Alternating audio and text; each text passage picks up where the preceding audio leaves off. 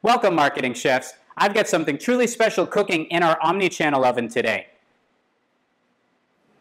As we count down to episode number 100, here's episode 96, The Gray Side of the Force. Up next in the Marketing Kitchen.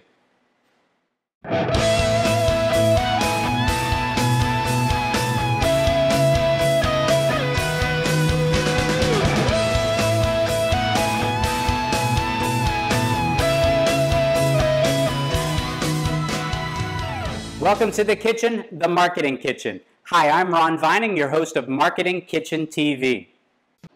Welcome to our countdown of the 100th episode of Marketing Kitchen TV. I'm dedicating the next 6 episodes, dropping over the next 3 days, so that's 2 episodes per day, to LEGO Star Wars in honor of May the 4th. So on May the 4th, 2020 will be our 100th episode. And in the countdown to that, in these 6 episodes, I'm going to share with you my entire LEGO Star Wars collection. Well, the collection that's here in Singapore anyhow, because the other half of my collection is back in the United States. But I've got some very cool things to share. In our 95th episode, I'm going to share with you the dark side of the Force. So that's basically all of the sets related to the Clone Wars, the Empire, as well as the First Order. In episode 96, I'm going to share with you the gray side of the Force. And in the gray side of the Force, those are things like bounty hunters, things that you might find on Tatooine, or even in CloudCity. In episode 97, I want to share with you the light side of the Force.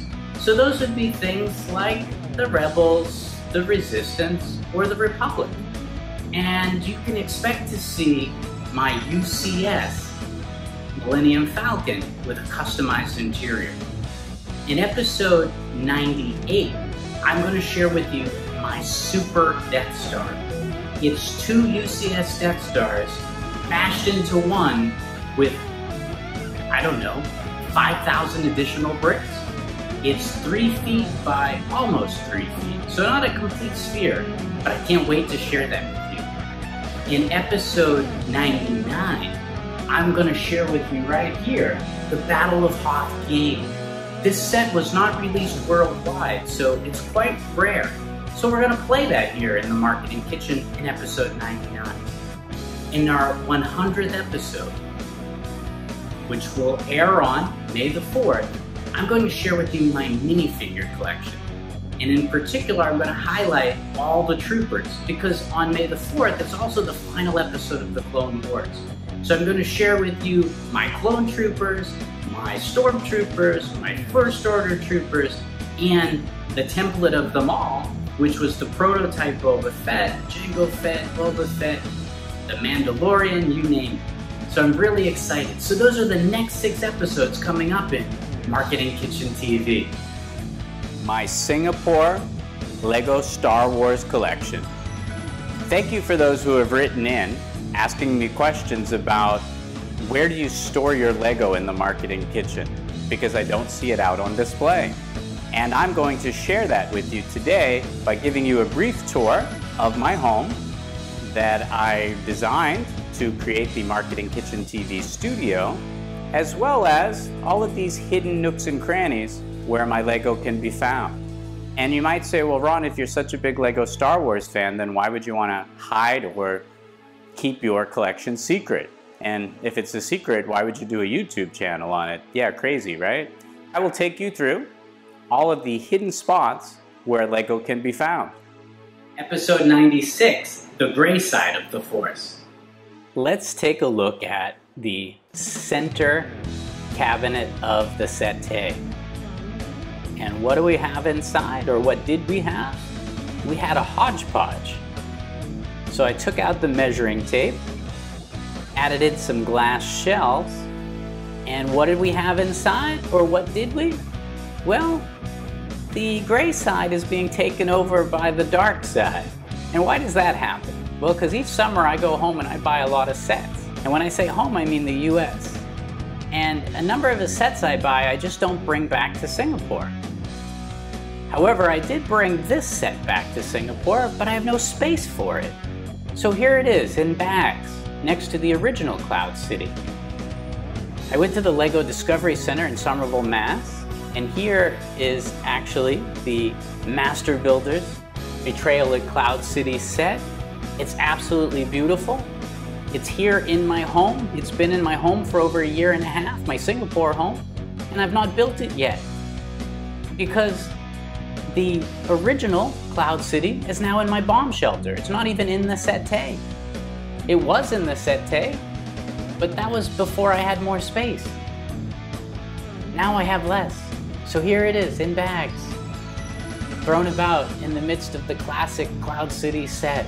So featuring the gray side is probably one of the most classic LEGO Star Wars sets to date, and that is Cloud City.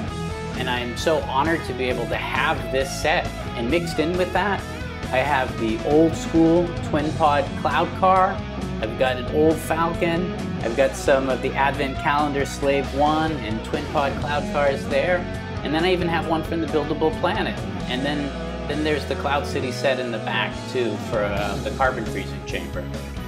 But the classic Cloud City is just one of my all-time favorites. There's just something really special about it. I know some people complain, but for its time, and there's not even a single sticker. And that's one of the things that I love about classic LEGO Star Wars, is the fact that they didn't rely upon stickers to add detail. They created really creative play spaces that were well detailed. And see that freezing chamber there on the right? I swear that that was going to be a Force Awakens set where Rey was supposed to have the flashback of Luke Skywalker fighting Darth Vader when she had that vision, the Force vision, and then at the last minute they changed it and turned it into a Cloud City set. Here are the classic minifigures that came with Cloud City, and I actually just recently built the twin pod cloud car from Betrayal at Cloud City, just as a companion to the original cloud car. It didn't come with the classic Cloud City set. It was a companion set, and it came with Lobot. But I just thought I would feature the two of these together.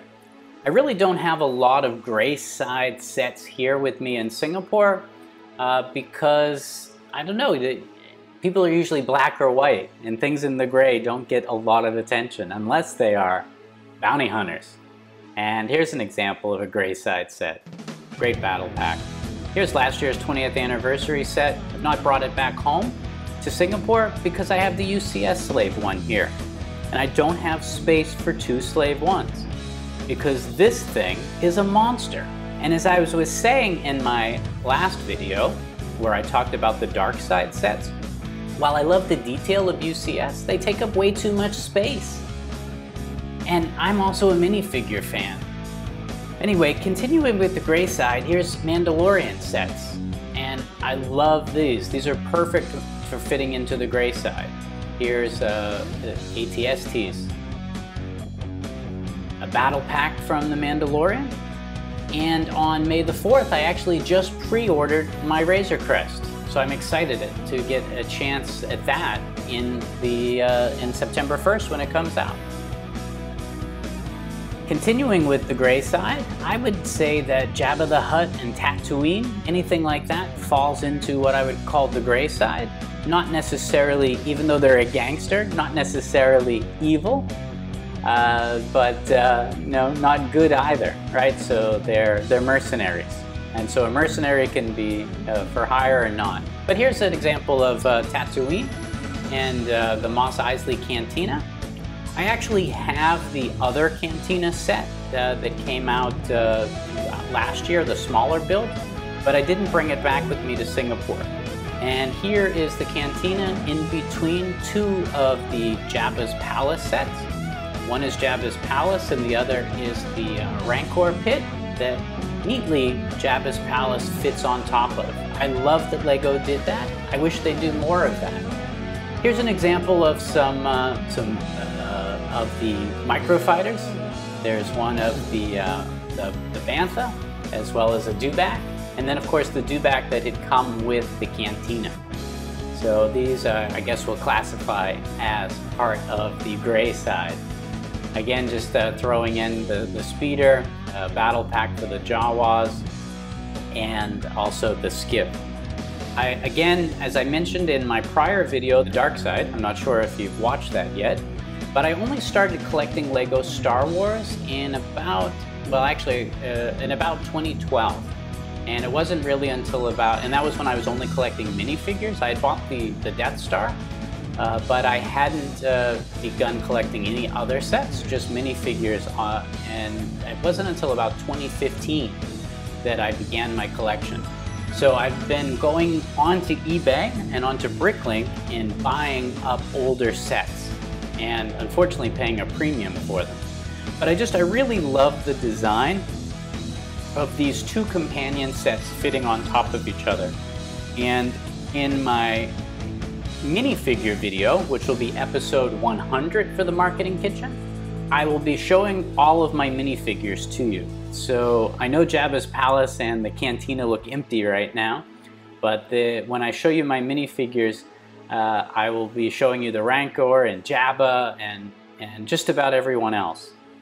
I haven't collected every single minifigure going back to 1999 yet, but I'm working on it, getting pretty close. But I really love these sets. They're great for display. I mean, they're play sets, but this is a play set that has some great display ability. And one of the things that I dislike about Betrayal at CloudCity, the Master Builder set that came out 2 years ago, is that the footprint is off. And I really wish that they had made it have better display. Because what happens with sets that I can't display or that are too large, they end up in my bomb shelter. So that's actually where these sets are now. So they're not even in my set day any longer. So shutting the door on that and then taking you over to the other side of the Marketing Kitchen, I'll show you where some of the gray side sets now reside. And even though this is my work center right here, where this is actually where I'm recording this audio, right beneath my where my MacBook, iPad, and monitor go, this is actually where I store all of my minifigures. And it also has some good height to be able to display some of these UCS sets, like Slave I and the UCS TIE. And if you saw in my Dark Side video, the Convex train is no longer there. But you can see all of my minifigures in their story boxes back there. I'll be sharing those with you in episode 100. This is episode 96 right now. I love to keep all my collection in these acrylic cases, just because it keeps them dust free. And even more importantly when I cook, because this is actually a marketing kitchen, grease from cooking can get on things. And Lego doesn't like grease and it doesn't like dust. And the reason why my collection is not out on display and in these cabinets is twofold. One, I like to have a clean, sort of clutter-free home. And the other is that Lego doesn't like lighting. So I try to protect it by keeping it out of UV, whether that be natural or artificial. Spinning over to the other side of my workstation is where I hide my Super Lego Death Star. And it is even in its own cabinet here, and it's on a base with casters, so I can roll it out and put it anywhere in the home. And in episode 98, I'll be sharing with you my Super Lego Death Star. It's about I measured it again, it's about 3.5 feet by about 3 feet, or 3.5 feet by 2.5 feet. So it's not a sphere, but working on it.